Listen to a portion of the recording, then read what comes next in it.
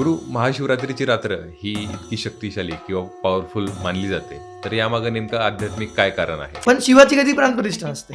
शिवाला सांभाळण्याची गरज नाही, तो सगळ्यांना आपल्याला सांभाळतोय. कारण शिव कणाकणामध्ये. गुरु आणि महाशिवरात्रीच्या रात्री नेमकं प्रत्येकाने काय केलं पाहिजे ज्यामुळे त्यांच्या जीवनात एक सकारात्मक बदल किंवा परिवर्तन घडू शकतं? काही गरज नाही तुम्ही एक दूधच दिलं पाहिजे, हेच दिलं पाहिजे, तेच दिलं पाहिजे. हा, तुमची ऐपत असेल तुम्ही द्या, पण शिवाला फक्त भाव पाहिजे. तुम्ही ते करा, डोळे मिटा आणि 3 वेळेस मस्त ओम नमः शिवाय म्हणा. तुम्ही बघणार त्यानंतर तुमचं जीवन दुसऱ्या दिवसापासून अशा पद्धतीने बदलेल ना. योग म्हणजे काय, या मधल्या आत्म्याचा योग होतो परमात्म्यासोबत. मग जेव्हा मी ध्यान करतो ना, त्यावेळेस काय होतं ना, की आपल्या पूर्ण ब्रेनमध्ये हळूहळू चेंजेस व्हायला लागतात. आता कुंडलिनी किंवा चक्र हे ठीक आहे, चला तुम्ही दाखवू नाही शकत, पण तुम्ही हे सायंटिफिकली दाखवू शकतात की एक सामान्य व्यक्ती आणि एखादा मेडिटेशन करणारा व्यक्ती आणि 1 वर्षानंतर तुम्ही बघा सत्य बघायला. म्हणून आपण शिवाला काय बोलतो ना, शिवाला बोलतो सत्यम शिवम सुंदरम. जे सत्य आहे ते शिव आहे आणि जे शिव आहे ते सुंदर आहे.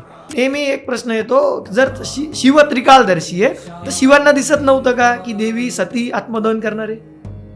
तर माहिती होतं तर त्यांनी त्यांना का जाऊ दिलं? शेवटी देवींचं आत्मदहन झालं, त्याच्यानंतर शिवांनी एक जे तांडव केलं ते रौद्र तांडव. म्हणजे शिवामध्ये ज्यावेळेस डान्स करतो त्यावेळेस तो अर्धनारीश्वर स्वरूप घेतोय. कारण की अर्धनारीश्वर स्वरूप न घेता तो डान्सच नाही करू शकत, कारण की तो त्याचा पार्टच नाही. तो त्याचा पार्ट येतो शक्तीमुळे. मग ज्याच्याकडनं शक्ती गेली मग त्या डान्सला स्टेप्स नसतात. मग ते स्टेप्स नसले की ते रौद्र बनेल. पण ज्यावेळेस ते आनंद बनेल त्यावेळेस शक्ती असेल. मग शक्ती काय करते, लय देते. श्रीतत्व की खरं अध्यात्म साईडला राहून गेलंय आणि खोटेच लोक येऊ राहील. का लोकांना मसाला ऐकायचा आहे, बघ मला दिव्य दृष्टी पाहिजे, मला हे पाहिजे, मला ते पाहिजे. रियालिटीमध्ये आहे ना, अशी गोष्ट करणं चुकीची आहे.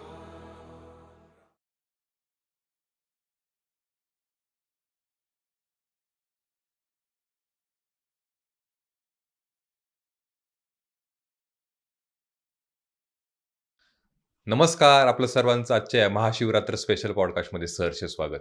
मित्रांनो, महाशिवरात्रीची रात्र ही केवळ पूजा आणि उपवास करण्याची नसून तर आत्मचिंतन, साधना आणि जीवन परिवर्तनाची मानली जाते. याच विषयावर मार्गदर्शन करण्यासाठी आज आपल्यासोबत आहेत श्री कल्पेश पगारे गुरु. गुरूंविषयी थोडक्यात सांगायचं झाल्यास गेल्या 17 वर्षापासून ते ध्यान आणि साधना करत आहेत. आजवर त्यांनी 12,000 पेक्षा जास्त शिष्यांना गुरुदीक्षा देऊन त्यांच्या आयुष्यात सकारात्मक परिवर्तन घडवलं आहे. आजच्या पॉडकास्टमध्ये आपण महाशिवरात्र आणि भगवान शिव यांच्याविषयी गुरूंकडून जाणून घेणार आहोत आणि निश्चितच या पॉडकास्टमधून नवीन काही ना काही शिकण्याचा प्रयत्न करणार आहोत. गुरु, तुमचं आजच्या पॉडकास्टमध्ये खूप खूप स्वागत. धन्यवाद. ओम नमः शिवाय. ओम नमः शिवाय. कसे आहात? एकदम मजेत. गुरु, महाशिवरात्रीची रात्र ही इतकी शक्तिशाली किंवा पॉवरफुल मानली जाते, तर यामागे नेमकं आध्यात्मिक काय कारण आहे किंवा आध्यात्मिक काय महत्व आहे या रात्रीचं? बरं, एका मंत्राने सुरुवात करतो. त्याच्यामध्ये भगवान शिव आणि देवी यांचं आपण एक आव्हान करू. कर्पूर गौरम करुणावतारम संसार सारम भुजगेंद्रहारम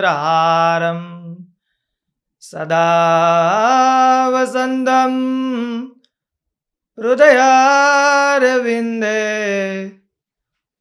भवं भवानी सहितं नमामि.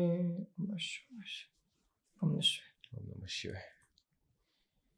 आता थोडंसं महाशिवरात्र दरवर्षीपेक्षा थोडंसं यावर्षी आपण वेगळं सेलिब्रेट करण्याचा प्रयत्न करू. सगळ्यात पहिल्यांदा आपण थोडं हा कॉन्टेक्स्ट चेक करू की नेमकं शिवरात्र काय असते. मग आपण महाशिवरात्रीकडे जाऊ. आता जसे आपले मराठी महिने ज्या प्रकारे आहेत त्या मराठी महिन्यांमध्ये 2 पक्ष येतात. एक असतं शुक्ल आणि एक असतो कृष्ण.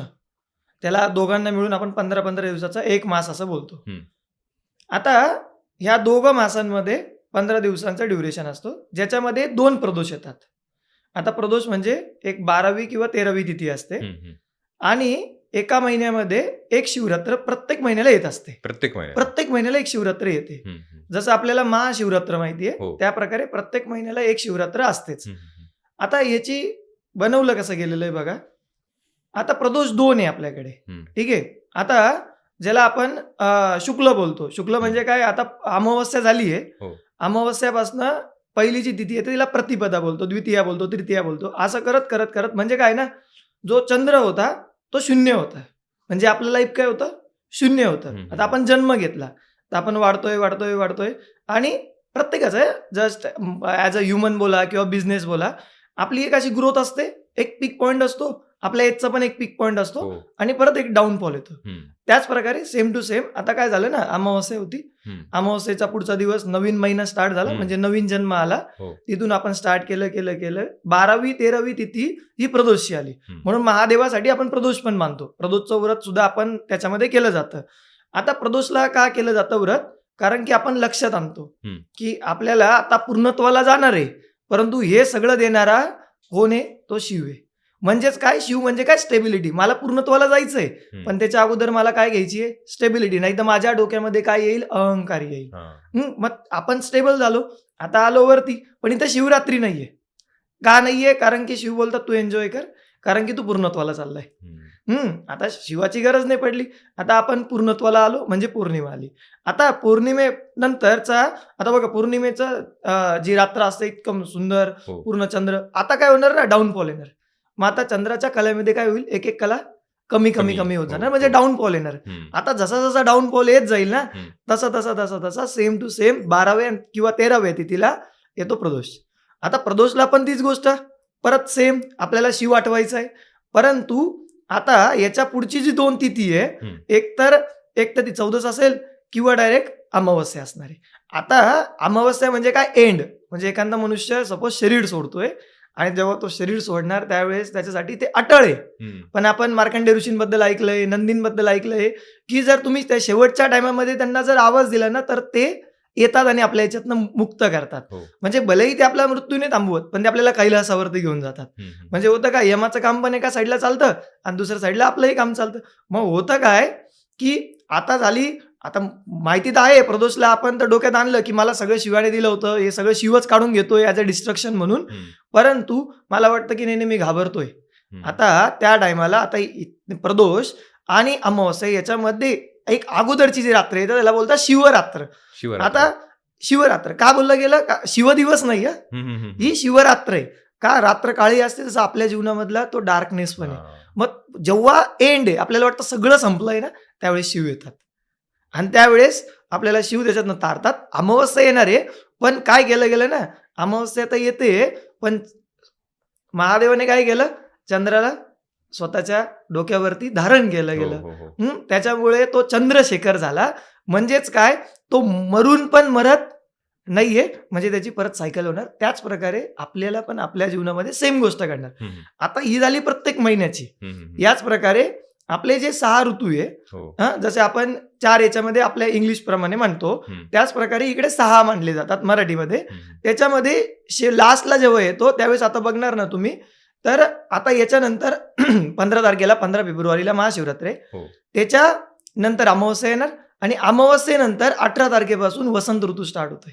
आता तो आपला पहिला ऋतू आहे आणि त्याला राजा बोललं जातंय. म्हणजे परत बघा, ज्यावेळेस एंड येतोय त्यावेळेस आता कोणती शिवरात्री आली? महाशिवरात्री आली. म्हणजे काय? की घाबरण्याची गरज नाहीये, त्याच्यावरती विश्वास ठेवा. शिव भोळे आहेत, परंतु ते खूप लवकर येत नाही. पण एक नक्की आहे, ते तारणार, म्हणजे तारणार. आपला विश्वास काही ढळू द्यायचा नाही. तर यासाठी स्पेशलाइज महाशिवरात्र या पद्धतीने आपण बघू शकतो. याच्या पाठीमागे बघायला गेलं तर अजून भरपूर स्टोरीज आहे. जसं आपण जर आपल्या पौराणिक भाषेमध्ये जर बोलायला गेलं, तर ज्या वेळेस भगवान विष्णू आणि भगवान ब्रह्मा यांच्या दोघांमध्ये वाद झाले, की या सृष्टीचा निर्माता कोण आहे, त्यावेळेस त्यांच्या दोघांच्या मध्ये एक अग्निस्तंभ आला आणि त्या अग्निस्तंभाला यांना कळालंच नाही नेमकं हे काय आहे. मग त्यावेळेस जे विष्णू होते त्यांनी वराह स्वरूप घेतलं आणि त्याला खाली गेले आणि हे हंसावर बसून वरती गेले. आता ज्यावेळेस ते वरती गेले आणि हे खाली गेले, पण दोघांना काही अंत मिळाला नाही. दोघं परत एका ठिकाणी आले. दोघांना कळालं की आपण फालतूमध्ये भांडतोय ना, याचा अंतच भेटत नाही. आपल्यापेक्षा पण कोणीतरी आहे ज्याचा अंत नाहीये. मग त्यांना एक विनवणी केली की तुमचं जे स्वरूप आहे, आम्ही जसं आहे ना तसं तुम्ही आमच्या समोर प्रकट व्हा. पण ते बोलले की नाही, मी प्रकट नाही होऊ शकत, कारण मी निराकार स्वरूप आहे. मग त्या दिवसाची जी रात्र होती, ज्यावेळेस ती गोष्ट घडली, तर ती पण होती महाशिवरात्राची रात्र. म्हणून आपण त्या दिवशी महादेवांनी एक शंकर स्वरूप धारण केलं आणि एक जसं आपण बोलतो सगुण स्वरूपामध्ये सगळ्यांच्या समोर आले हं. आणि त्याच्यामुळे आपण त्याला अजून स्पेशल मानतो की ती महाशिवरात्र आहे. तर या प्रकारे महाशिवरात्रीचं महत्त्व आहे. गुरु आणि आपण महाशिवरात्रीला उपवास करतो किंवा रात्री जागरण करतो, तर त्याचं नेमकं काय महत्त्व आहे? आता मेनली ना आपल्याकडे 2 मेन सण केले जातात. जसं आपण बोलतो की आपली जेवढी काही अध्यात्म आहे, तो ह्या दोघांपासूनच आहे, देवी आणि महादेव. ह्या दोघांचं जर तुम्ही मेन सण जर बघितले ना, दोघं रात्री आहे. हं. हे देवींची नवरात्री आहे आणि यांची महाशिवरात्री आहे. हां. आता दिवस कोणाचाच नाहीये.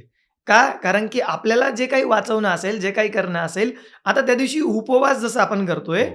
उपवास का करतोय? उपवास म्हणजे मी त्याच्या भक्तीमध्ये इतका तल्लीन आहे, की मला कळतच नाहीये, की मला खायचं पण आहे. जसं माझ्या वडिलांनी मला काहीतरी माझी इच्छा असणारी गोष्ट मला बर्थडेला घेऊन दिली. आता तो बर्थडेचा समोरचा केक माझ्या लक्षात नाही राहत आहे. मी ह्या शॉकमध्ये आणि ह्या खुशीमध्ये आहे, की मला त्यांनी ती गोष्ट घेऊन घेऊन दिली. दिली. हो. का? त्यावेळेस आपण ते विसरून गेलो सगळ्या गोष्टी. एखादं दुःख असेल हं. आणि एखादी गोष्ट जर आपल्याला एकदम त्याच्यापेक्षा जर एखादी गोष्ट स्ट्राँग आली, तर आपण विसरून हं. जातोय ना. हं. त्याच प्रकारे सेम टू सेम उपवास म्हणजे काय? देवाच्या जवळ असणं, त्याचा वास असणं. हं. त्याच्यामुळे मी विसरूनच गेलो. आता महादेवाला प्राप्त करणं अवघड आहे. आता तसं बघायला गेलं तो भोळा पण आहे. तो येतो पण.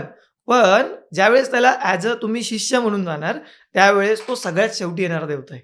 पण तो येतो 100%. म्हणून आपण काय करतो ना, पूर्ण रात्र त्याच्यासाठी जागून काढतो. आता ती रात्र का? त्या रात्रीला ॲज अ जर तुम्ही साधक असाल, ध्यान वगैरे करतात, तर त्या गोष्टीसाठी तुमच्यासाठी खूप मोठी गोष्ट आहे, की ती रात्र म्हणजे तुम्ही नॉर्मल मेडिटेशन करणार आणि त्या रात्री मेडिटेशन करणार. ह्या दोघांमध्ये तुम्हाला एक फरक 100% जाणवणार.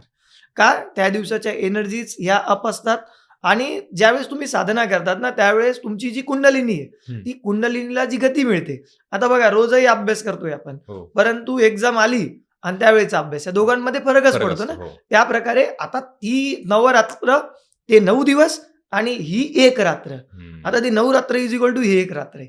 परंतु ती नवरात्र काय आहे? कारण की तिथे खूप सगळी एनर्जी आहे, देवी एनर्जी आहे. तसं शिवाच्या ज्या एनर्जी त्या स्टेबल आहे. शिव लवकर येत नाही. परंतु शिवाचं एक स्पेशालिटी काय आहे ना, तो म्हणतो फक्त एकदा मधून आवाज दे. फक्त एकदा मधून आवाज दे. काहीच नाही. तुम्ही ज्या प्रकारे तुम्हाला वाटेल त्या प्रकारे उपवास करू शकतात. केला तर पाहिजे तसं निरंकारच. हं, हं. आता मॅक्सिमम टाईम जर आपण जेव्हा पण महादेवाशी रिलेटेड बोलतो ना, त्यावेळेस आपण निरंकार राहण्याचा प्रयत्न करतो, की या प्रकारे की आपण काही म्हणजे निर्जल पण राहतो, काही खातही नाही आपण, त्या प्रकारे.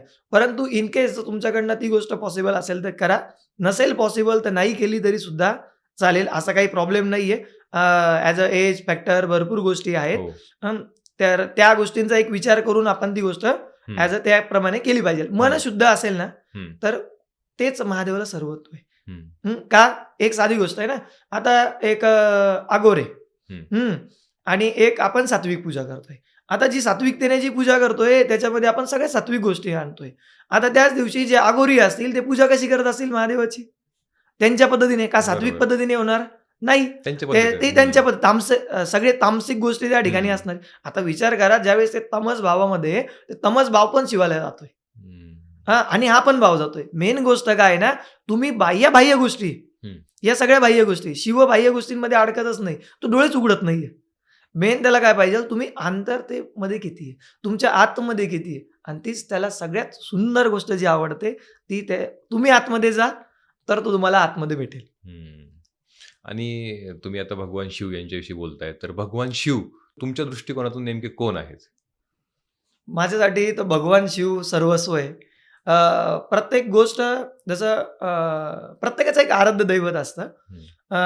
जसं भगवद्गीतेमध्ये श्रीकृष्ण बोलतात, की कणाकणामध्ये वास करणारा तो परमपरमेश्वर मीच होत आहे. त्याच प्रकारे माझ्यासाठी कणाकणामध्ये वास करणारा तो परमपरमेश्वर कोण आहे? शिव आहे. आता याच्यात द्वैत भाव नाहीये. माझ्यासाठी कृष्ण ही तेच आहे. कणाकणामध्ये तर कृष्णांमध्ये पण शिव आहे आणि शिवामध्ये पण कृष्ण आहे. म्हणून आपण काय बोलतो ना, की रामचरितमानसमध्ये जेव्हा विचारलं गेलं, की देवींनी विचारलं, की तुम्ही ध्यान करतात, कोणाचं करत असतात? ते बोलले, मी श्रीरामांचं करतो. आणि श्रीरामांना विचारलं, की तुम्ही कोणाची पूजा करतात? ते बोलले, मी शिवाची. ठीक आहे. हे सगळे एकमेकांमध्ये सायकल आहे. महादेवाचं लग्न होतं. लग्नाच्या वेळेस महादेवांना विचारलं, तुमचे वडील कोण आहे? ते बोलले, मला वडील नाहीये. मला जन्म कोणी दिला नाही. बोलले, असं तर नाही चालणार, कारण की वडिलांचं नाव तर सांगावं लागेल. मग ते बोलले, "माझे जे वडील आहे ना, ते ब्रह्मदेव आहे." ब्रह्मदेवांना विचारलं, "तुमचे वडील कोण आहे?" ते बोलले, "माझे वडील विष्णू आहे." हां, विष्णूंना विचारलं, "माझे वडील कोण आहे? तुमचे वडील कोण आहे?" तर ते बोलले, "माझे वडील महादेव आहे." हं, तर हं, काय ना, ह्या गोष्टी बाह्य स्वरूपाच्या नसून ह्या आंतरिकतेच्या आणि अध्यात्माच्या गोष्टी एक तत्व स्वरूपामध्ये, हे सगळे तत्व आहे. शिव हं, हे तत्व आहे. हं. ते जाणावं लागेल. जसं एक शिवलिंग आहे. हो. आता शिवलिंगाची आपण कधी प्राणप्रतिष्ठा नाही करत. प्रतिष्ठा करतो. हं, आता प्रत्येक मूर्तीची एक बोलतो ना आपण, जसं आता आपण आरती केली. हं. त्या ठिकाणी त्या मूर्तीची प्राणप्रतिष्ठा केली जाते किंवा आपण एखाद्या मंदिरात जातो, त्या मूर्तीची प्राणप्रतिष्ठा असते. हो, हो. पण शिवाची कधी प्राणप्रतिष्ठा नसते. शिवाला सांभाळण्याची गरज नाही. तो सगळ्यांना आपल्याला सांभाळतोय. कारण शिव कणाकणामध्ये. म्हणून तुम्हाला कुठेही जा, नदीकिनारी जा, एखाद्या मोकळ्या जागी जा, तुमच्या घराच्या बाहेर एखादं झाड असेल, त्याच्या खाली बघा. कुठेही तुम्हाला कुठेही जा. प्रत्येक ठिकाणी तुम्हाला शिव दिसणार म्हणजे दिसणार, कारण की त्याची प्राणप्रतिष्ठा केलीच जात नाही आणि तो प्रत्येक कणाकणामध्ये, प्रत्येक एक साध्या भाषेत सांगायला गेलं ना, तर आत्मस्वरूप जे आहे, ते आत्मस्वरूप म्हणजेच साक्षात शिव आहे. तुम्ही सगळ्या मंदिरांमध्ये फिरा. प्रत्येक मंदिरामध्ये जा. जर त्या ठिकाणी एकापेक्षा जास्त मंदिरं असतील ना, त्या ठिकाणी शिवाचं मंदिर असतं. तुम्ही देवीला जा. त्या देवीच्या जवळ बाजूला शिवलिंग ठेवलेलं असतं. हो. ते काय आहे, देवी जी आहे ना, तो देवीचा आत्मा कुठे आहे? त्या लिंगामध्ये, त्या शिवलिंगामध्ये. ते आता ते झालं देवीचं लिंग. म्हणजे लिंग म्हणजे आपण बोलूच त्याच्यावरती, लिंग म्हणजे प्रतीक. हं, तर देवीचं ते प्रतीक झालं. हं. मग ते दाखवण्याची जी गोष्ट आहे ती शिवाच्या स्वरूपामधून येते. हं. म्हणून भगवद्गीतेमध्ये श्रीकृष्ण पण बोलतात, की आत्मा कसा आहे, ना त्याला मारलं जाऊ शकत, ना त्याला काही जाळलं जाऊ शकत, त्याला काहीच केलं जाऊ शकत नाही. तो जसा आहे तसाच आहे. म्हणजे शिव जसा आहे तसाच आहे. हं. गुरु आणि महाशिवरात्रीच्या रात्री नेमकं प्रत्येकाने काय केलं पाहिजे, ज्यामुळे त्यांच्या जीवनात एक सकारात्मक बदल किंवा परिवर्तन घडू शकतं? अ, जर मी बोलेल ना, विधींमध्ये नका अडकू. हं, हं. महादेव विधींमध्ये नाही. महादेवाचा एकच नियम आहे, की त्याला नियमच नाहीये. हां, म्हणून त्याला त्याच्या चरणाशी सर्वजण आहे. हं. भूत आहे, प्रेत आहे, गण आहे, राक्षस आहे, देव आहे, दानव आहे, प्रत्येक जण आहे. असं कोणीच नाहीये, की ज्यांच्या चरणाशी नाहीये. आता होतं काय ना, की जर तुम्हाला खरं-खरं वाटत असेल ना, हं. की आपल्याला ही जी महाशिवरात्र ही पावली पाहिजे, इथून काहीतरी सकारात्मक बदल झाला पाहिजे ना, हो. तर गरजेचं नाहीये, की तुमचे इष्टदेव हे शिवच असले पाहिजे. हं. परंतु तुम्ही सुरुवात करा, स्टार्ट करा. कारण की सगळ्यांचा ऐकणारा जो देवता आहे ना, तो शिव आहे. म्हणजे तो प्रत्येकाचं शांततेत ऐकून घेतो. आता आपण काय केलं पाहिजे ना, त्या रात्री असा एक माइंडसेट असा केला पाहिजे ना, त्याच्या चरणाशी जा. हं, त्याला सांगा. एक मध्ये अशी आतमध्ये एक भावना आली पाहिजे, की मी खूप वाईट आहे. माझ्याकडनं खूप सगळ्या चुका झालेल्या आहे. मी खूप अधम आहे. म्हणजे जर जगामध्ये टॉप रँकिंग जर केली, तर सगळ्यात जर नीच व्यक्ती जर कोणी असेल, पापी जर असेल, तर मी आहे. परंतु या पापीला जर कोणीतरी जागा देऊ शकतं तुझ्या चरणाशी, तर तो मी असलो पाहिजे. कारण सगळ्यात जास्त पाप मी केलेलं आहे. तर एक तर मला शिक्षा दे. मला हे संपवून टाक, नाहीतर मला तुझ्या चरणाशी घे. शिव कधी संपवत नाही. हं. आता ज्यावेळेस मी असं बोलतो ना, सायकॉलॉजिकली माझं माइंड त्या गोष्टीसाठी तयार होतोय, की मी समर्पण देतोय. आता काय होणार ना, उद्यापासून मी ज्या चुका करणार, आजपर्यंत जे काही केलं ना, आपलं असतं कंटिन्यू आपल्या मनात चालू असतं, "अरे वाटतंय रे, हे वाईट आहे बरं का, चुकीची गोष्ट आहे, नाही करायला पाहिजे." हं. काहीतरी पाहिजे, जसं आपण नवीन वर्षाचं काहीतरी ठरवतो. हो, हो. हे नाही चेंज करायचं बरं का, हे चेंज करायचं. परंतु ज्यावेळेस तुम्ही महाशिवरात्रीला करणार ना, त्याचा एक मोठा इम्पॅक्ट तुमच्या पूर्ण बॉडीवरती होणार. पहिली गोष्ट, आता याच्याने वाढेल तुमची संकल्पशक्ती. हं, हं. आता जसं आपण एखादी कोणतीही पूजा करतो ना, त्या पूजा करण्याच्या अगोदर आपण एक संकल्प घेतो, की ही पूजा आपण नेमकी कोणत्या कर्मासाठी करतोय? काय आपलं उद्दिष्ट काय? हं, हं. त्यासारखंच तुम्ही महाशिवरात्रीला हा संकल्प घ्या, की त्याला सांगा मला काही नकोय. काही देऊ नको. हे बघा, तुम्हाला काय पाहिजे ना, त्याला सगळं माहिती आहे. ठीक आहे. रस्त्यावरचं कुत्र्याला सुद्धा खायला भेटतं. त्याची पण तो सोय लावून पाठवतो, तर आपली लावणार नाही का? 100% लावणार. परंतु झाल्या असतील चुक्या, जे काही असेल ना, मागचं सोडून दिलं पाहिजे. त्याला चरणाशी जा. तुमच्याकडे घरात पाणी असेल ना, फक्त पाणी द्या. काही गरज नाही तुम्ही दूधच दिलं पाहिजे, हेच दिलं पाहिजे, तेच दिलं पाहिजे. हां, तुमची ऐपत असेल तुम्ही द्या. पण शिवाला फक्त भाव पाहिजे. तुम्ही ते करा, डोळे मिटा आणि 3 वेळेस मस्त ओम नमः शिवाय म्हणा. आणि ते इतकं डीप घ्या, की जसा श्वास आपण पूर्ण डीप घेतोय, त्या प्रकारे घ्या. तुम्ही बघणार त्यानंतर तुमचं जीवन दुसऱ्या दिवसापासून अशा पद्धतीने बदलेल ना, कोणत्याच प्रकारची विधी न करता, कोणत्याच प्रकारचं कर्मकांड न करता. हं, हं. मी कर्मकांडाच्या खूप जास्त विरुद्ध आहे. हां, देवी येईल ना, त्या ठिकाणी कर्मकांडाची गरज आहे. कारण शक्ती स्वरूप आहे. परंतु शिवामध्ये कर्मकांड आणण्याची गरज नाहीये, कारण तो कर्मकांडात नाहीच आहे. तू स्वतःने पडला कर्मकांडामध्ये, तो आपल्याला काय कर्मकांड शिकवेल? तो बसलाच कैलासावरती आणि आपल्याला कर्मकांड शिकवेल. तो त्याने सगळं सोडून तो बसला काशीमध्ये आणि तो आपल्याला कर्मकांड शिकवेल का? नाही, 100% नाही.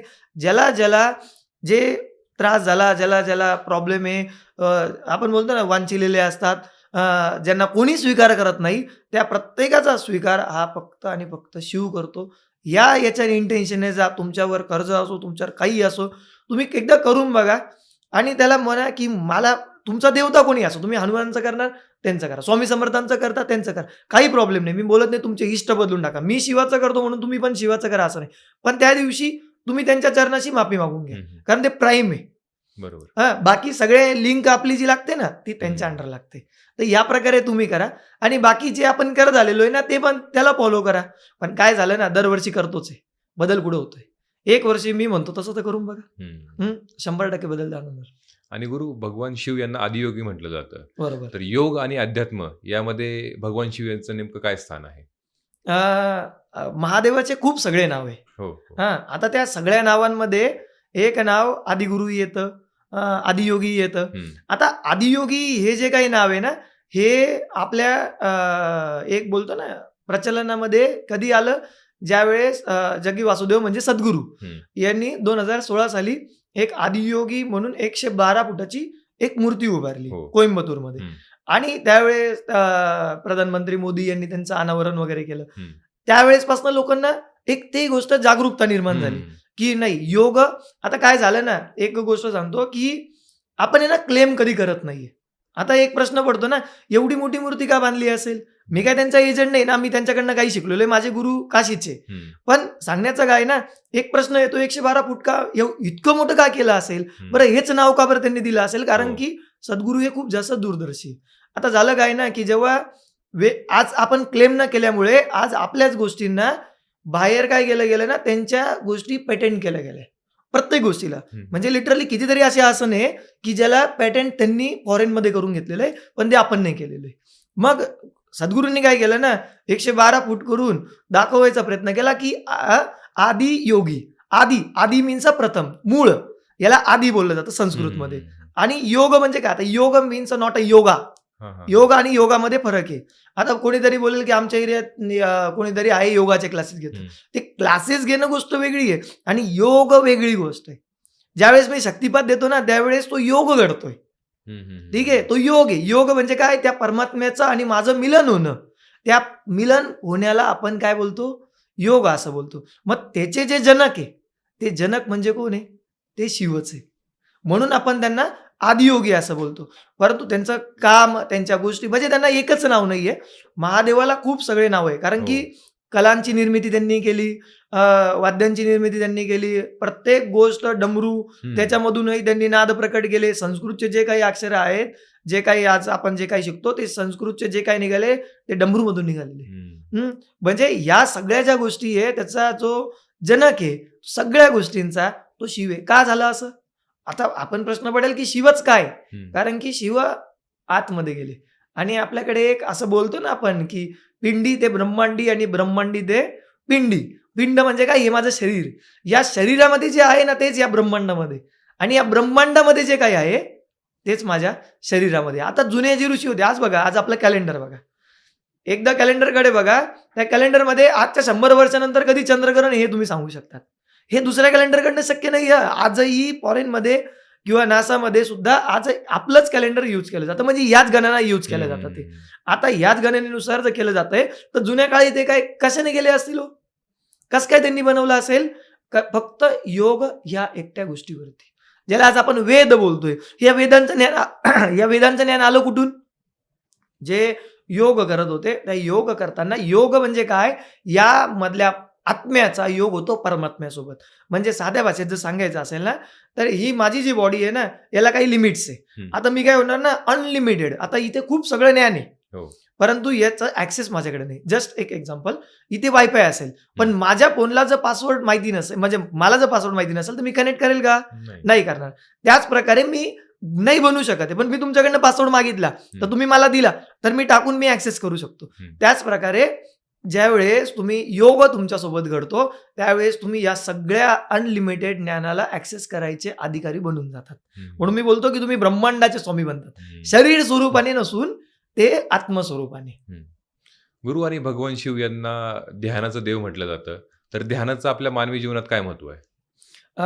सगळ्यात पहिल्यांदा जेव्हा पण तुम्ही 90% टायमाला जर महादेवाशी रिलेटेड काहीही बघणार ना, हो, मूर्ती हो. वगैरे किंवा चित्र बघणार ना, तर तुम्हाला ते ध्यानातच दिसतं. ध्यानस्थ असतं. ध्यानस्थ असतं. हम्म. मला लहान असताना खूप मोठा प्रश्न होता हा, हम्म. की हे नेमकं काय करत असतील असं? हम्म. डोळे मिटून बसताय आणि काहीतरी करताय. आणि मी पण करायचा प्रयत्न केला खूप हम्म. अगोदर. ज्यावेळेस मी 7 आणि 8 मध्ये होतो, त्यावेळेस दूरदर्शनवरती एक सिरियल लागायची, ओम नमः शिवाय. हा.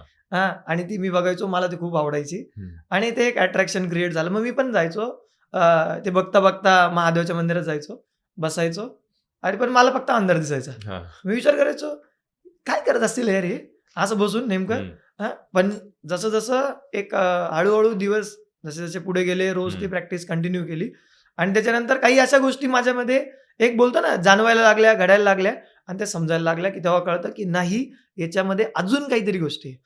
आता ज्यावेळेस मी स्कूलमध्ये होतो ना, त्यावेळेस तो टायमिंग असा होता ना, की माझ्या स्कूलमध्ये मी असं थोडा डॉमिनेट केलेला, रॅगिंग असणारा हम्म. होतो. मग आता त्या सगळ्यांमध्ये मला सहारा पाहिजे. हम्म. आता घरामध्ये तर नाही सांगू शकत, हम्म. पण ते टीव्हीवरती बघायचो आणि मला इतकं छान वाटायचं, हम्म. की अरे ज्याचं कोणी नसतं त्याचा तर शिव असतो. हो. मग मी काय करायचो ना, रोज अर्धा तास तिथे जाऊन बसायचो आणि असं बसायचो आणि असा विचार करायचा, मी कैलासावरती आहे, हम्म.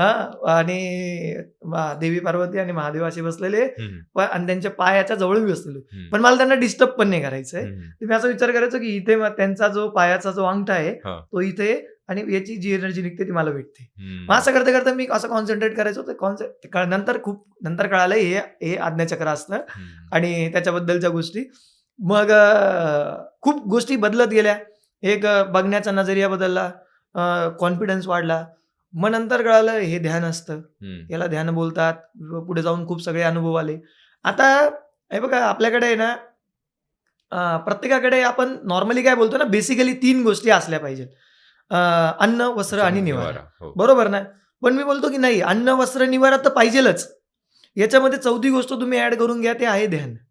हम्म. जर तुम्हाला बेटर लाईफ जगायचं असेल ना, तर ह्या 4 गोष्टी, ह्या 3 गोष्टी तर कोणी करून घेईल. हम्म. ठीक आहे, या कोणालाही भेटून जातील, पण ही 4थी गोष्ट मलाच करावं लागणार आहे. हम्म. हे ध्यान का बोलतोय ना, आता यासाठी नाही सांगत आहे की तुम्ही केलं पाहिजे. मलाही बोरिंग वाटायचं. हम्म. मी विचार करायचा, अरे जेव्हा नाही कळायचं ना, तेव्हा वाटायचं की किती बोरिंग गोष्ट आहे. हम्म. ते स्कूलमध्ये यायचे कोणीतरी आणि ते सांगायचे की तुम्ही शाळेत बसा, मग ते मुलं हसायचे आणि तो पूर्ण असा एक शाळेतला झोन असतो. हो, हो, हो. पण नंतर जसं जसं अध्यात्मामध्ये आलो, ते गोष्ट समजायला लागली.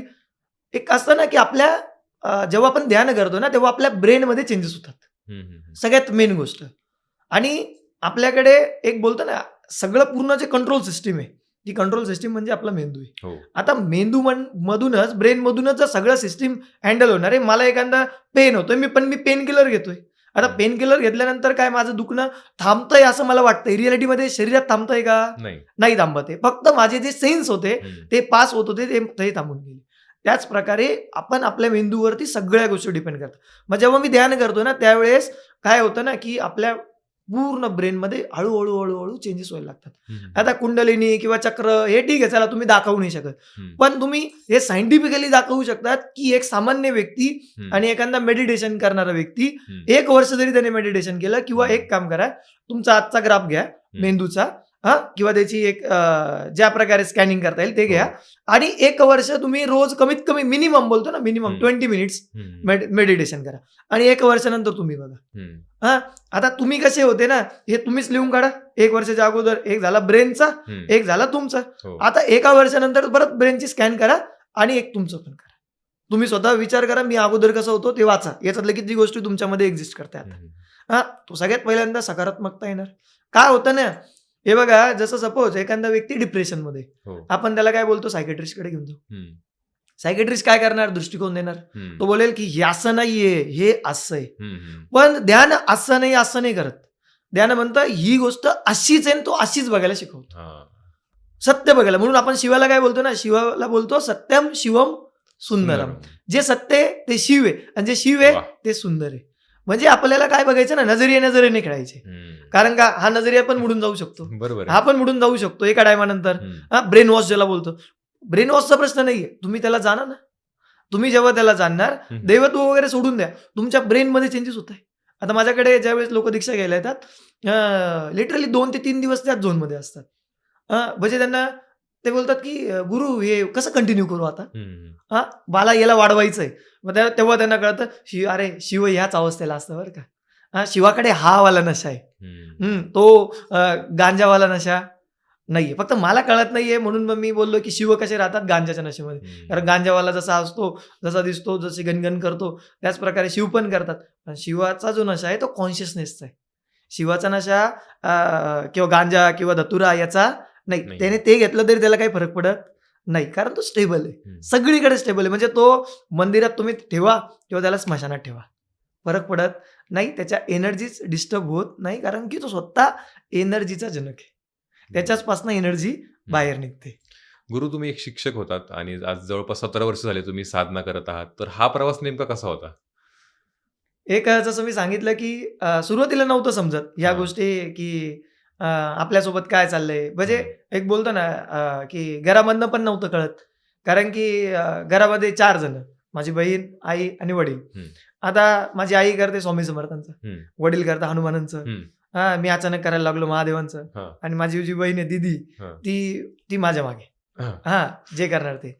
आता ते करत असताना हळू मला ते सीरियल बघायचो आणि ते अट्रॅक्शन क्रिएट झालं. हं. जायला जायला लागलो. आपण आहे ना, काहीतरी गोष्ट पाहिजे जी तुम्हाला कॅच केली पाहिजे. हो. एखादी गोष्ट जर तुम्हाला 17 वर्ष धरून ठेवते ना, तर काहीतरी तर पॉइंट असेल. हं. असं तर नाहीये नुसती भक्ती केल्याने होतंय. मी भरपूर वेळेस सोडलं पण, सुटतं पण. हं. पण तो काय करतो ना, आपल्या कर्मांमध्ये असेल ना, तर ती गोष्ट परत आपल्याला काय करते, त्याच रस्त्यावरती घेऊन येते. म्हणजे गेम खेळतो, एखादी लेव्हल अडकली. अरे मी बोललो, "नाही यार, मला नाही खेळायची." आता मी खेळणं सोडून देईल. हं. पण नेक्स्ट टाईम मला गेम परत खेळायची इच्छा झाली, तर माझी लेव्हल कुठून स्टार्ट होणार? तिथूनच स्टार्ट हं. होणार. सेम तोच झोन झाला. ती गोष्ट करत गेलो आणि एक एक गोष्ट माझ्यासोबत घडायला लागली, की ना माझ्या मनात आहे ना असे वेगवेगळे विचार यायचे. हं. आणि ते ना डायरेक्ट रिअॅलिटीमध्ये यायला लागले. हं. आता मी स्वतः इतका शॉक झालो. जर तुम्हाला माझा 2007-8चा जर माझा फोटो दाखवला ना, हां. तुम्ही म्हणणार नाही, "हे अरे गुरु आहे बरं का." म्हणजे लिटरली बारीक केस. हां. म्हणजे एक बोलतो ना, तुम्ही त्यावेळेचं मला जर बघणार आणि आज बघणार, या हं. दोघांमध्ये फरक. मला असं वाटायचं ना, मी खूप कुरूप दिसतोय यार. हं. हं. मग मी शिवाला काय सांगायचो ना, "मी का बरं कुरूप दिसतोय? हं. मी तुझा भक्त आहे ना. खरंच जर माझ्या इच्छा पूर्ण होत असतील ना, हं. तर मला हे वालं करून दाखव. हे वालं चेंज करू नको." लिटरली एक गोष्ट माझ्यासोबत घडली 2012 साली. हं. की ना 2012-13ची गोष्ट असेल. लहानपणापासून माझे केस व्हाईट होते. खूप जास्त. आता म्हणजे याचा अर्थ हा नाही सांगत आहे, की मी चमत्कार वगैरे ह्या गोष्टीने सांगत आहे. हं. किती मोठा इम्पॅक्ट होऊ शकतो मेडिटेशनचा असेल हो. किंवा ते जे काही घडलं असेल. हं. तर मी असं काही रिलेटिव्हजमध्ये गेलो होतो. ते मला बोलले, "काय एवढे केस?" मला खूप राग आला त्याचा. हं. हं. मग मी घरी आलो. आता असं बघायला गेलं तर आमचंच सलूनचं शॉप आहे. हं. माझे वडीलच करतात. ओके. पण वडिलांचं एक होतं, की नाही केस खराब होतात. असं काही हं. करायची गरज नाहीये. हं. मी काय केलं, घरी आलो, मेहंदी लावून घेतली. हां. मग वडिलांनी ते बघितलं. मग त्यांनी काय केलं, बोलले, "चल मी तुला करून देतो." मग त्यांनी मला ते डाय वगैरे करून दिलं. मी काही दिवस केलं, पण माझी ना इच्छा त्याच्यावरनं उडत गेली. हं. मी बोललो, "नाही, मी काय करेल ना, मला नॅचरली ही गोष्टी हं. झाल्या पाहिजे. मला नाही करायची ही गोष्ट." मग मी काय केलं ना, मी जे ध्यान करत होतो ना, त्याचा टायमिंग वाढवून टाकला. हं. म्हणजे जे मी सुरुवातीला 2 तास बसत होतो ना, त्या ठिकाणी ते 3-3.5 तासावरती नेलं. हं. झालं त्याच्याने असं ना, की तुम्ही त्याला सायंटिफिक भाषेमध्ये जर बोलायला गेलं ना, काही वेव्हज आपल्या ब्रेनमध्ये क्रिएट होत आहे. हं. आणि त्या वेव्हजमध्ये मी खूप वेळ राहिलो. हं. आता काय झालं काय माहिती नाही. पण मी फक्त 3 का 4 वेळेस ती गोष्ट केली आहे. हं. आणि जेव्हा पण माझी चिडचिड होते, ज्या गोष्टीबद्दल होते, ती गोष्ट बदलून जाते. हं. हं. म्हणजे शिव काय करतात ना, ती गोष्ट डायरेक्टली चेंज करून टाकतात.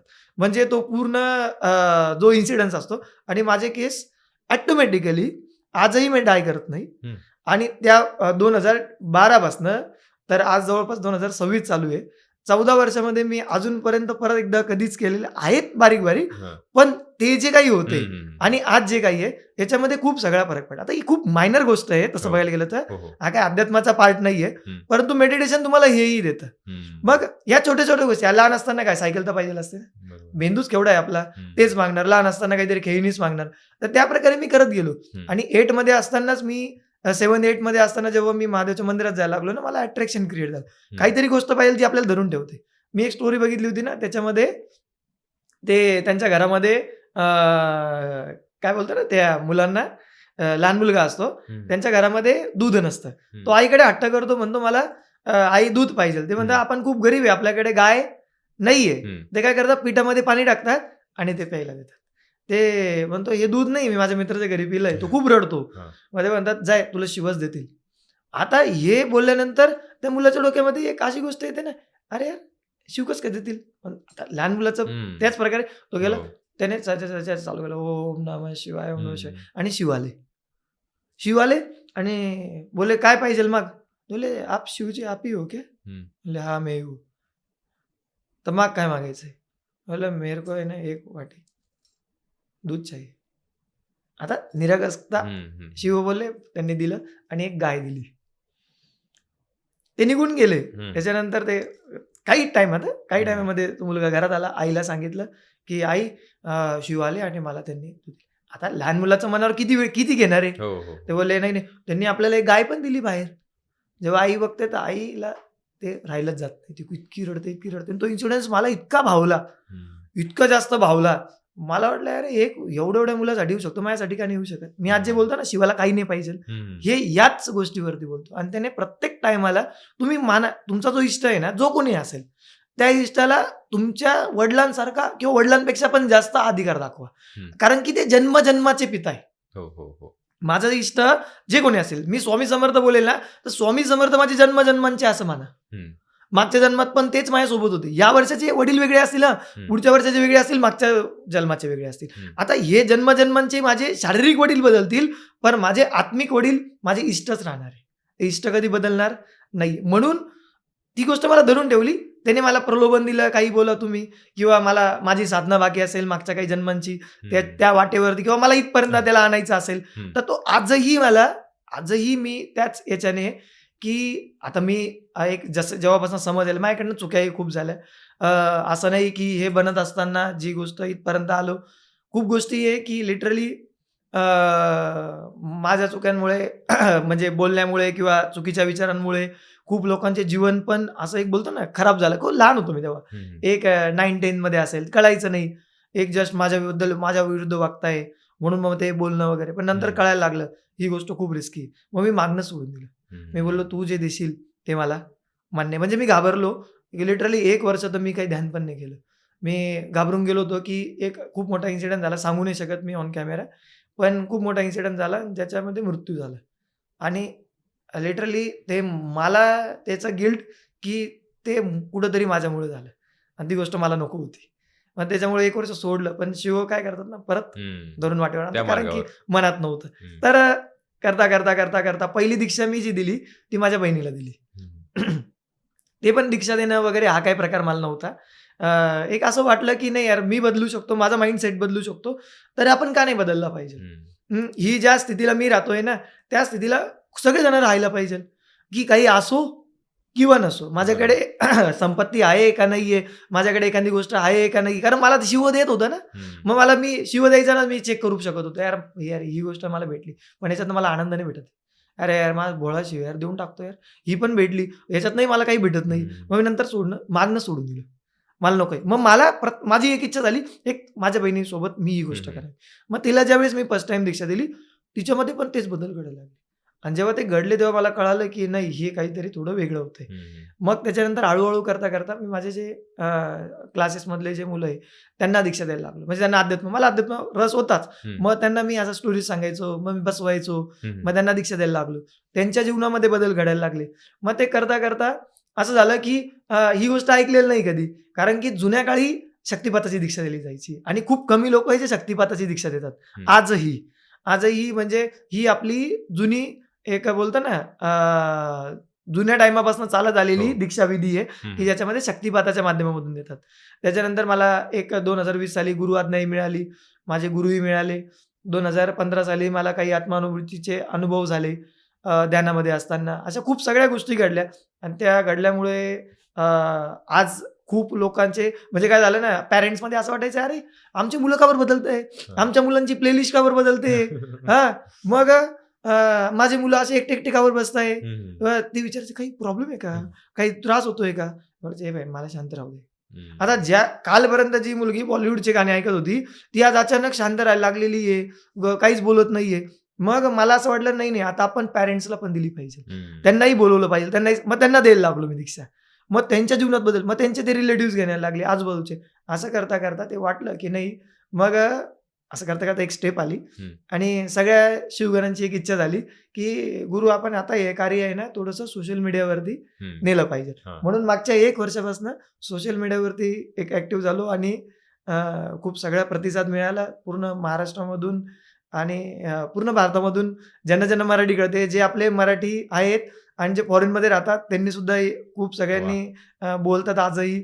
म्हणजे छान वाटतं, की कोणाला तरी चेंज व्हायचं आहे. ह्याच्यात मेन गोष्ट हे नाही, की मला शिष्य परिवार बनवायचं वगैरे किंवा मला नवीन धर्म स्टार्ट काहीच नाही. मला काहीच अपेक्षा नाही. माझं म्हणणं आहे, की ना, काही नसताना सुद्धा तुम्ही छान राहू शकता. हे आहे, ते आहे, माझं स्वप्न आहे, माझं हे ठीक आहे. स्वप्नच राहतं. स्वप्न आहे, स्वप्नच आहे म्हणून ते स्वप्न आहे. बरोबर. परंतु माझा प्रेझेंट आहे ना, हा आत्ता आहे. याच्यात जगायला शिकलं पाहिजे आणि याच्यात शिव आहे, याच्यातच प्रेझेंट आहे, याच्यातच पास्ट आहे आणि याच्यातच फ्युचर आहे. कारण माझा पास्ट जो झाला तो पण काहीतरी प्रेझेंट होता. जो फ्युचर ज्याला बोलतोय उद्याचा दिवस, तो पण काही प्रेझेंटमध्येच येणार आहे आणि हा क्षण पण प्रेझेंट आहे. तो जो प्रेझेंट आहे, कॉन्शियसनेस आहे, तोच शिव आहे आणि तेच सांगायचा प्रयत्न करण्यासाठी माझं सगळं कार्य चाललंय. वा, खूप छान. गुरु, आता आम्हाला भगवान शिव यांच्या तांडव नृत्याविषयी सांगा. बऱ्याच जणांनी मांडणी केली आहे, पण आम्हाला तुमच्याकडून ऐकायचं आहे. आता मी जसं बोललो ना, शिव बॅलन्स आहे. हां, परंतु शिव जरी बॅलन्स असलं ना, तर शिवाचं जे पण काही असेल ना, ते सगळं हाय असतं. म्हणजे तो ध्यानातही असेल तर एकदम हाय. म्हणजे त्याला तोड कोणीच नाही देऊ शकत. तो रडायला लागला तरी त्याला कोणी तोड देऊ नाही शकत. ज्यावेळेस देवी सतींनी आत्मदहन केलं, त्या आत्मदहन केल्यानंतर त्यांनी जो आकांत केला, ते जे वैराग्य घेतलं, त्या पिरियडला वैराग्य घेतलं गेलं होतं. तर ते जे वैराग्य घेतलं त्यावेळेस त्यांनी, ज्यावेळेस शिवांना कळालं की देवींनी आत्मदहन केलं. आता परंतु आता बघा, नेहमी एक प्रश्न येतो, थोडा आउट ऑफ बॉक्स आहे, पण मी बोलतो. नेहमी एक प्रश्न येतो, जर शिव त्रिकाळदर्शी आहे, तर शिवांना दिसत नव्हतं का की देवी सती आत्मदहन करणार आहे? माहितीच असेलच ना. जर माहिती होतं तर त्यांनी त्यांना का जाऊ दिलं? कारण की शिव नेहमी फक्त गायडन्स करतात. शिव कधी रेस्ट्रिक्शन्स टाकत नाही. शिव सांगत नाही तुम्ही हे केलं पाहिजे किंवा नाही केलं पाहिजे. शिव फक्त तुम्हाला सांगतील हे बरोबर आहे किंवा नाहीये, इथपर्यंत सांगतील. मग त्याच्यानंतर निर्णय घेण्याचं काम हे नेहमी कोणावरती दिलं जातं? त्यांच्या भक्तावरती, शिष्यावरती दिलं जातं. तुम्ही चॉईस करा. देवींना खूप वेळ समजून सांगितलं, पण देवींनी ऐकलं नाही. कारण शिवांना दिसत होतं, सांगितलं की तुझं आईत होऊ शकतं, तू नको जाऊ. परंतु आता बघायला गेलं तर त्यांनी ठरवलं असतं तर देवींना थांबवू शकत नव्हते का? थांबवू शकत होते. त्यांनी स्तब्ध करून टाकलं असतं देवींना, करू शकत होते. परंतु त्यांनी तसं केलं नाही. कारण की का, ते त्यांच्या ठिकाणी सगळी शक्ती जरी असेल ना, तरी त्यांची शक्ती तीच आहे. तर त्यांना पूर्ण स्पेस द्यायचा होता, कारण ते त्यांचं जीवन होतं. त्यांनी काय केलं ना, तुम्ही बोलले, तुम्ही तुमच्या पद्धतीने. पण आता शिवाला उपाय नव्हता. शेवटी देवींचं आत्मदहन झालं. त्याच्यानंतर शिवांनी एक जे तांडव केलं ते रौद्र तांडव होतं. आता रौद्र तांडव म्हणजे काय? रौद्र म्हणजे डिस्ट्रक्शन, रौद्र म्हणजे भैरव.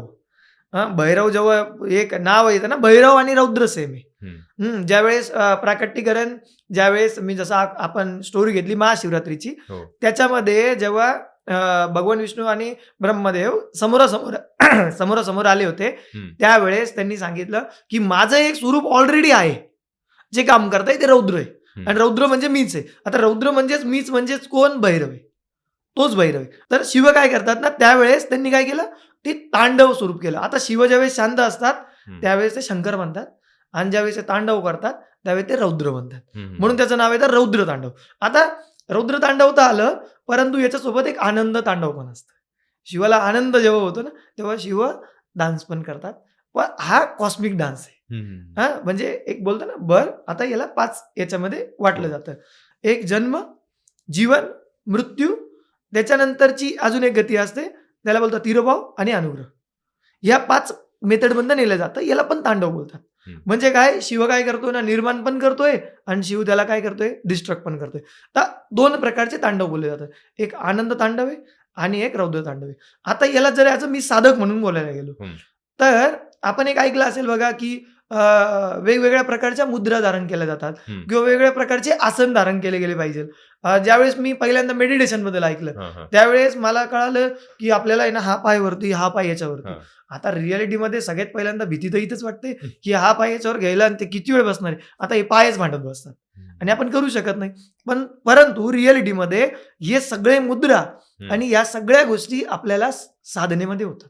ऑटोमॅटिकली त्या करण्याची गरज पडत नाही. कोणतीच अशी मुद्रा नाहीये जी आपण वरतून धारण केली पाहिजे. मग ती कोणतीही असो, ती ऑटोमॅटिकली आपण जेव्हा साधना करतो ना, त्यावेळेस ती आपल्यामध्ये घडते. जसं तुम्हाला त्रास झाला, तुम्हाला कोणी डॉक्टर लहान असतो. लहान असताना डॉक्टर इंजेक्शन देत आहे. आपण घाबरतोय, ओरडतोय. ती गोष्ट कोणी आपल्याला आता जेवतोय त्यावेळेस ओरडेल का? नाही. तुम्ही त्या सिच्युएशनला गेले, तर तुम्ही ती गोष्ट हो. करणार. त्याच प्रकारे ध्यानामध्ये पण तुम्ही त्या लेव्हलला जेव्हा टच करतात, हं. ऑटोमॅटिकली तुमच्यामध्ये त्या गोष्टी ऑटोमॅटिकली वर्कआउट करतात. हं. तर ते पण तुमच्यामध्ये शिवच करून घेत आहे. हं. तर ते पण एक प्रकारचं तांडव नाही बोलता येणार, पण तो एक प्रकारचा कॉस्मिक डान्स आणि माझा पण एक प्रकारचा काय बनतोय, डान्स बनतोय. पण शिवाने जेव्हा तांडव केलं, त्याच्या ज्या काही डान्समधल्या ज्या काही स्टेप्स आहे किंवा पोश्चर्स आहे, हो. त्या एक्झॅक्ट आहे. इतक्या एक्झॅक्ट आहे, की तुम्ही जर बघणार ना, त्याच्या प्रत्येक याच्यामधनं जेव्हा तो असाही करेल ना, तेव्हा त्याच्यामधनं तो दाखवतोय, की काहीतरी बाहेर निघतंय. हं. एनर्जी दाखवण्याची ती पद्धत आहे. जसं आता राग आला, आपण काय करतो? आता एखादं करायचं, राग येतोय, आपण दाखवत नाही. आता हे जसं पोश्चर आहे, त्याच प्रकारे त्या एनर्जीला प्रॉपर पद्धतीने डिस्ट्रिब्यूट, एक जशी गाडी आहे, एखादी टू व्हीलर आहे. एखादी टू व्हीलर आहे, परंतु खूप बल्की आहे. परंतु कधी-कधी काही काही बाईक अशा असतात ना, हातात घेतल्यानंतर त्यांचं वेट नाही जाणवत. हं. का? कारण की त्या इंजिनिअरने इतक्या प्रॉपर पद्धतीने हां. बॅलन्स केलेलं आहे, की ते वेट फील नाही होते. हो. त्याच प्रकारे त्याच्यामध्ये हुशारी कोणाची आली? ते जे इंजिनिअर्स हं. असतील त्यांची. त्याच प्रकारे माझा शिव इंजिनिअर आहे. वाह! हां, की तो पूर्ण सृष्टीला इतक्या सुंदर पद्धतीने चालवतोय, की तो डान्स करतोय म्हणजे त्याच्याचमुळे सृष्टी चालते. हं. त्याने डान्स नाही केला आणि तो बसून गेला ना, सगळं हिमालय होऊन जाईल. सगळं बंद पडून जाईल. हं. म्हणून मग शक्ती येते आणि शक्ती सांगते. कारण की कला जेव्हा येतात, हं. त्यावेळेस शक्ती येते. मग देवामध्ये म्हणजे शिवामध्ये ज्यावेळेस डान्स करतो, त्यावेळेस तो अर्धनारीश्वर स्वरूप घेतोय. कारण की अर्धनारीश्वर स्वरूप न घेता तो डान्सच नाही करू शकत. कारण की तो त्याचा पार्टच नाहीये. तो हं. त्याचा पार्ट आहे तो शक्तीमुळे. मग ज्याच्याकडनं शक्ती गेली, मग त्या डान्सला स्टेप्स नसतात. मग ते स्टेप्स नसले, की ते रौद्र बनेल. हं. पण ज्यावेळेस ते आनंद बनेल, त्यावेळेस शक्ती असेल. मग शक्ती काय करते? लय देते. हं. स्त्रीतत्व. म्हणून मग 2 प्रकार आपण याच्यात करतोय. आनंद तांडव आणि एक रौद्र तांडव. गुरु आणि ज्यावेळेस आपण भगवान शिव यांची प्रतिमा बघतो, तर त्यात आपल्याला त्रिशूल, नाग, डमरू, गंगा या सगळ्या गोष्टी आपल्याला बघायला मिळतात. तर त्यांचं नेमकं काय महत्त्व आहे? शिव काय करतात ना, शिव असं स्पेसिफाईड नाहीये, हां. की त्याने काय केलं ना, सगळंच धारण करून घेतलं. आता जर एक तुम्ही जर ॲज जेव्हा पण आपण शिवाकडे खूप लोकं अट्रॅक्ट का होतात माहिती आहे का? कारण हं. शिव युनिक आहे हं, हं. सगळ्या देवांमध्ये. प्रत्येक देवाची मूर्ती असते, यांचं शिवलिंग आहे. बरोबर? त्यांचं दिसणं असे कपडे कोण घालतं? ज्यावेळेस त्यांचा लग्नाचा टायमिंग होता हं. आणि देवी पार्वतींच्या ज्या आजी होत्या, ते बोलले की शगुन में कुछ दो. हं. त्यांना कळालंच नाही काय असतं हे. हं. बोलले भेटवस्तू. बोलले भेटवस्तू काय असते? बोलले जवळची वस्तू, जी तुम्हाला सगळ्यात जास्त प्रिय आहे. त्यांना आठवलं, अरे मला तर प्रिय वासुकी आहे. त्यांनी काढलं आणि ते साप ठेवून टाकलं. ते डायरेक्ट बेशुद्धच पडले. आता मेनली काय होतं ना, यांच्याकडे ज्या गोष्टी, या प्रत्येक गोष्टीच्या पाठीमागे काही रिझन्स आहे. हं. आता शिवाकडे जर तुम्ही बघायला सुरुवात केली ना, तर शिव कसा आहे ना, एक बघा सुरुवात कशी होते. सगळ्यात डोक्यावरती चंद्र आहे. चंद्र आहे. बरोबर. त्याच्याबरोबर गंगा आहे. हो. बरोबर. गंगाही येते.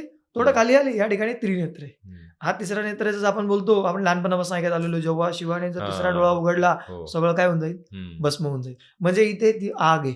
आता बघा इथं पाणी पण आहे, इथे हं. आग पण आहे. थोडा खाली येतो विष आहे. बरोबर. परंतु तो तोंड उघडतो तेव्हा अमृत आहे. वाह! म्हणजे प्रत्येक गोष्ट त्याच्या अवतीभोवती या प्रकारे. हं. दुसरी गोष्ट त्याने दाखवून दिलं स्टेबिलिटी कशी असली पाहिजे. आता सापांमध्ये सगळ्यात आपण ज्यांना याच्यामध्ये मानतो, वासुकी पण जे होते ते नाग होते. हं. आपण सर्पदेवता नाही बोलत, नागदेवता बोलतो. हं. हं. नागांना वेगळं महत्व आहे आपल्या याच्यामध्ये. काय? कारण की नाग हे सगळ्यात जास्त सरपटणाऱ्या प्राण्यांमध्ये सेन्सिटिव्ह आहे. हं. हं. म्हणजे त्याचा एक दंश जीवन आणि मृत्यू ठरवतं. मग तुम्हाला टाइम पण नाही भेटणार की तुम्ही हॉस्पिटलपर्यंत जाणार. इतकं फास्ट मृत्यूत येणारा तो.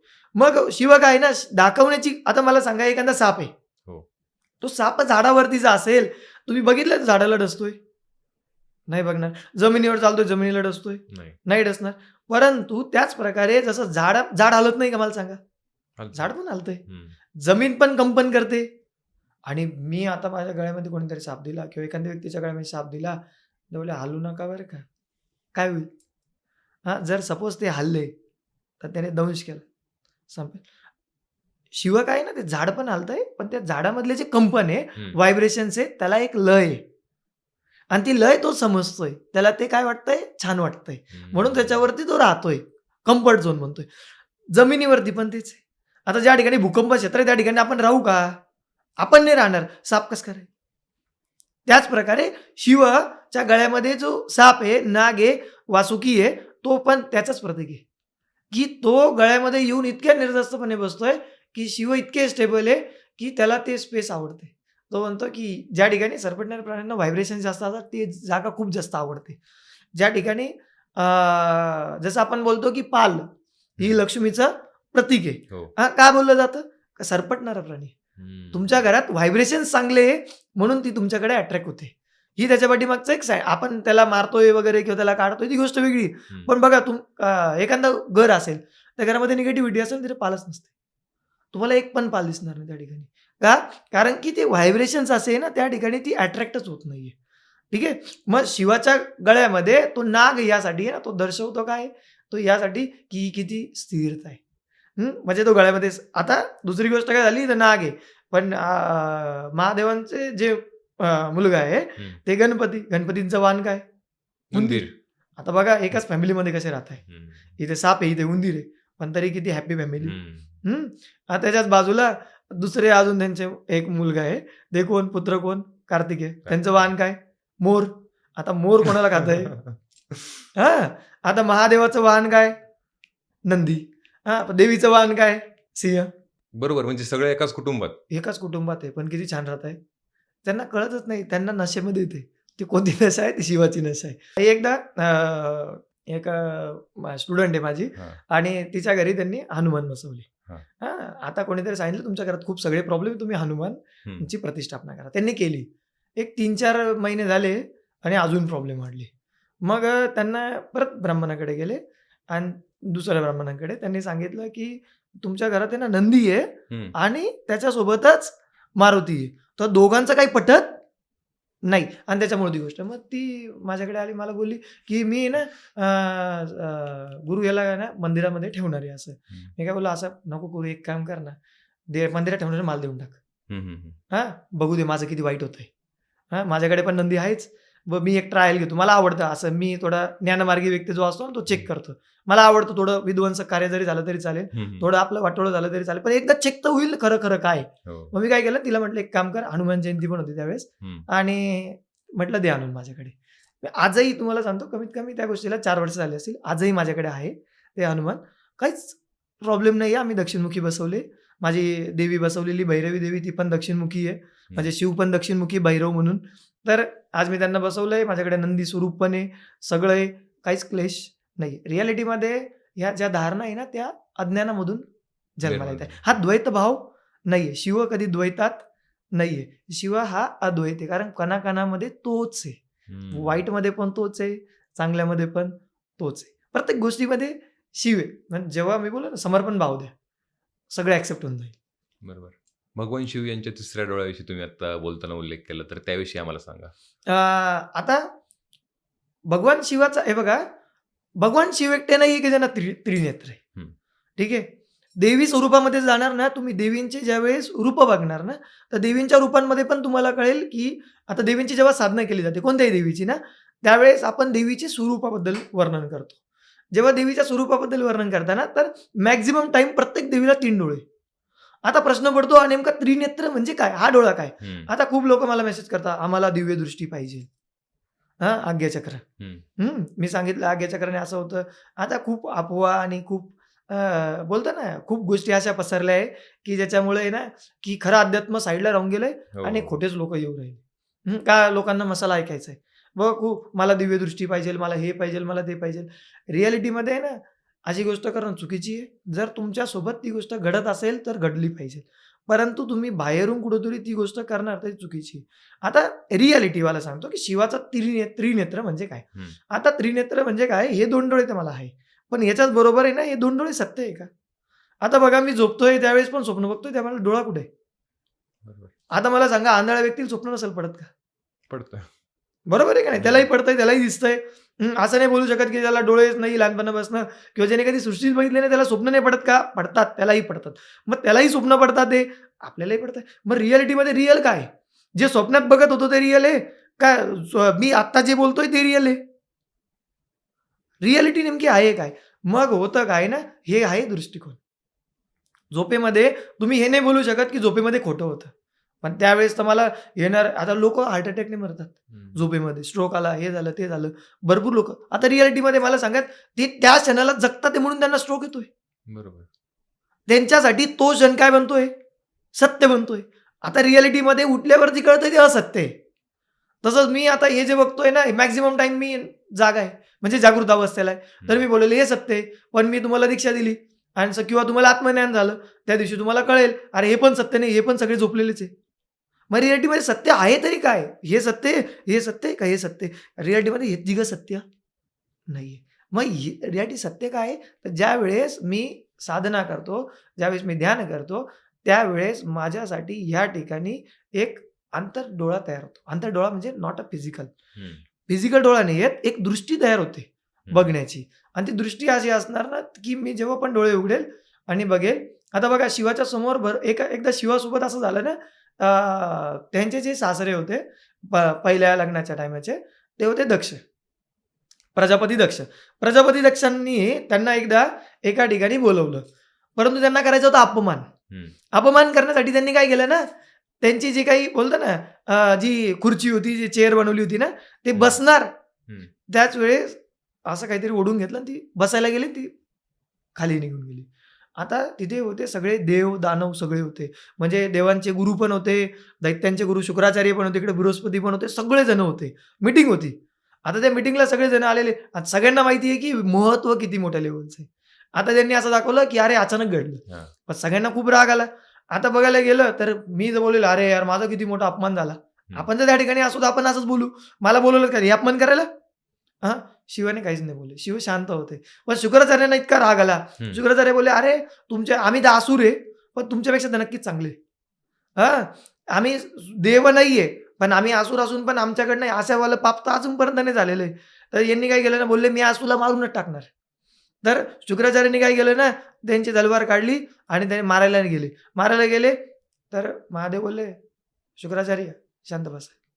आता बघायला गेलं तर बोलायला कोणाला पाहिलं होतं? दक्षाला. पण ते दक्षाला नाही बोलले.